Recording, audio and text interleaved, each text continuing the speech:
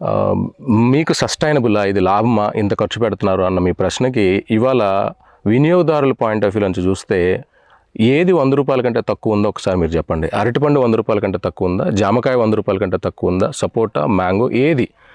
కానీ రైతు దగ్గరికి వచ్చేసరికి ఏ పంట లాభసాటిగా ఉందో కూడా మీరు చెప్పండి. సపోటా ఎంతండి? రూ. 10 కూడా రైతు దగ్గర కొనని పరిస్థితి. మామిడికాయ చెప్పండి. మొన్న సీజన్లో చూస్తే పూత చూస్తే కడుపు నిండిపోయింది. ఇవాళ ఏ తోటలో 10 టన్నులు కాయ వచ్చిందో చెప్పండి? లేదు. సీతాఫలం ఎన్ఎంకే సక్సెస్ స్టోరీలో ఫెయిరీ స్టోరీస్ మన అందరికీ తెలుసు. ఎన్ఎంకే సీతాఫలం ఆంధ్ర తెలంగాణలో పూర్తిగా ఫెయిల్ అయిన పరిస్థితులు. అలాగే మీరు ఏ పంటనైనా ఎంచుకోండి, minimum 4 to 5 years gestation period, waiting లేకోకుండా ఫ్రూట్ వచ్చే పంటలు లేవు.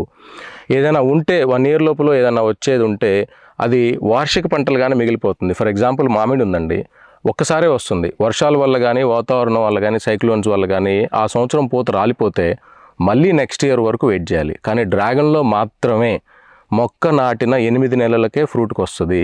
సంవత్సరంలో 6 నుంచి 9 సార్లు మనకు హార్వెస్ట్ జరుగుతుంది. అంటే 9 కోతలుగా కాయలు మనకు దిగుబడి వస్తుంది.